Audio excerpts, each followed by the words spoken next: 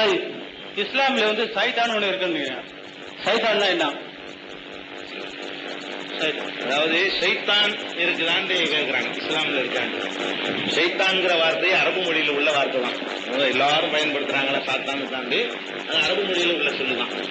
ஷைத்தான் என்று மனிதனை தீய வழிக்கு தூண்டக்கூடிய ஒரு சக்திய இஸ்லாம் ஷைத்தான் சொல்லுது. இது இல்லைன்னு மறுக்க முடியாது. நான் சொன்னது ஆசைன்னு சொன்னது இல்லையா? நல்லா தெரியும் தப்புன்னு நான் செய்யறேன். என் அறிவே தப்புன்னு சொல்லக்கூடிய ஒன்றை நான் செய்யறேன்னு சொன்னா அந்த நான் மட்டும் இல்ல, எல்லாரும் செய்யும். ஒவ்வொருத்தரும் ஏதாவது ஒண்ணு செய்யும்.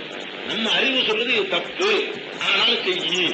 தப்புன்னு அந்த அறிவு தீர்மானம் பண்ணதை ஜெயிச்சு இன்னொன்னு நம்மளை வந்து நடத்தி செய்யறதுன்னு சொன்னா அதுக்கு பேர் தான் ஆசை. அந்த ஆசையை தூண்டுறதுக்கு பேர் தான் சைத்தான்.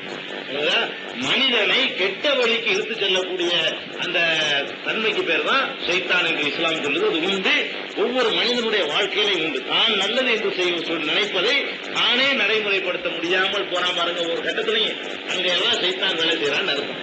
இது வந்து இஸ்லாம் சொல்லுது. இப்ப இவங்க இருக்குது, அதை நம்ம மறக்க முடியாது.